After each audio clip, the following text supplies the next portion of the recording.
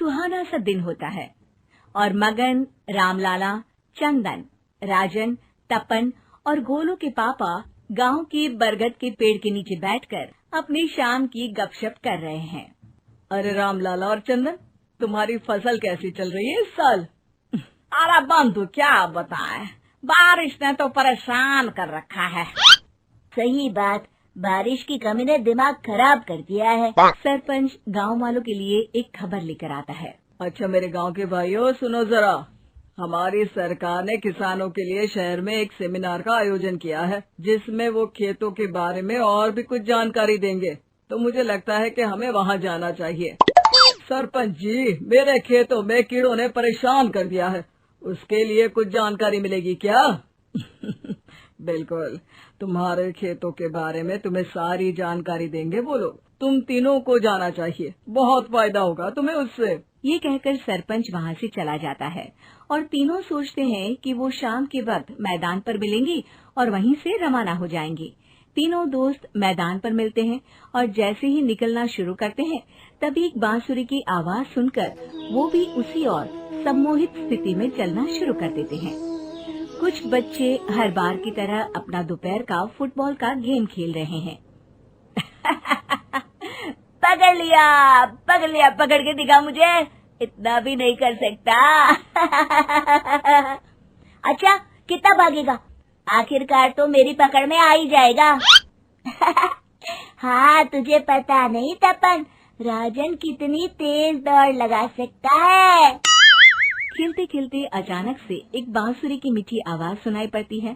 सारे बच्चे उसका पीछा करने लगते हैं। शाम हो गई है और बच्चों के घर न आने की वजह से उनकी माँ मैदान में पहुँच जाती है।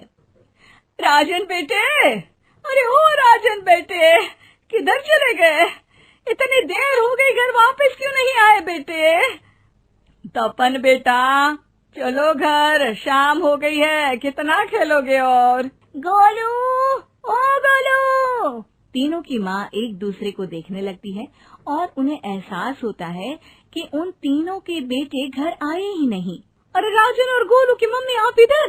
राजन और गोलू घर नहीं आए क्या अभी तक? नहीं तो दोपहर में राजन मुझे बताकर गया था कि वो तपन और गोलू के साथ खेलने जा रहा है। मैंने सुना है कि गांव में एक चुड़ैल घूम रही है, कहीं वही तो नहीं ले गई ना हमारे बच्चों को? ऐसा कुछ नहीं हुआ होगा, हम तीनों अलग अलग जगह ढूंढते हैं, इधर ही खेल रहे होंगे तीनों बच्चे। ये कहकर तीनों बच्चों की माएं उन्हें ढूंढने निकल गई। बहुत देर हो गई और फिर भी तीनों बच्चे मिले नहीं। तीनों की माएं मैदान पर फिर से मिलती हैं। सुनिए जी, ये तीनों मिल ही नहीं रहे हैं और मेरे दिमाग में बहुत बुरे बुरे ख्याल आ रहे हैं। आप चिंता मत कीजिए, हम सरपंच से जाकर बात करते हैं, वो हमारी मदद करेंगे। गोलू की माँ सही कह रही हो, चलो चलते हैं। एक उम्मीद की आशा लेकर तीनों अपने बेटों की फिक्र में सरपंच के घर जा पहुंचती है।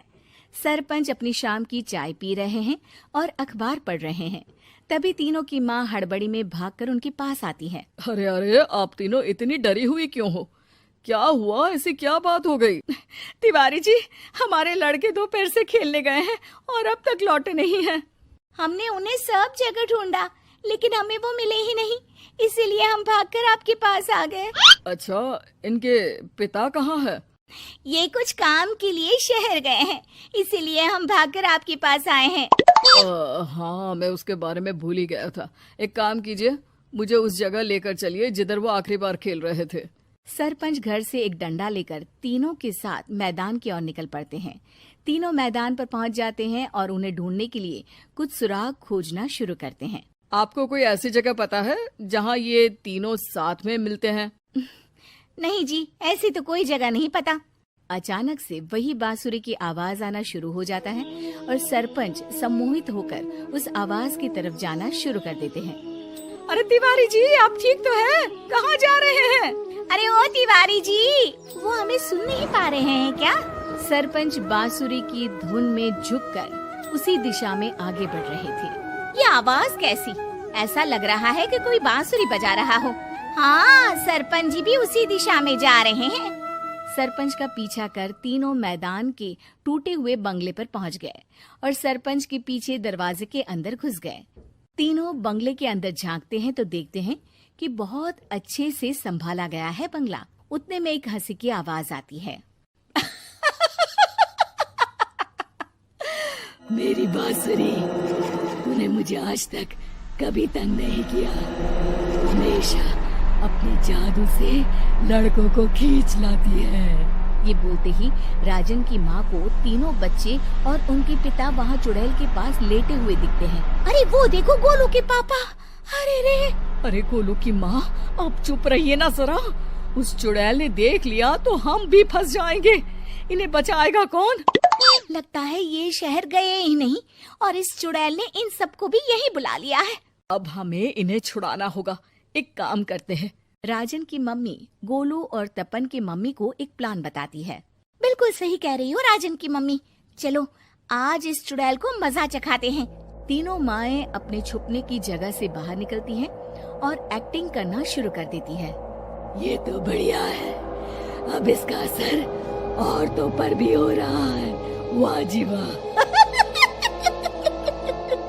तीनों माएं चुड़ैल की थोड़ा करीब आती हैं।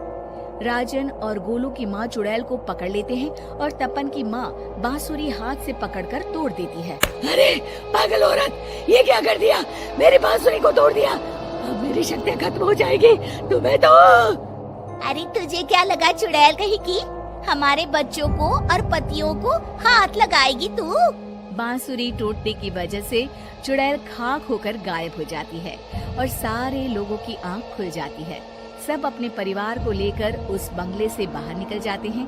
कहते हैं ना, नारी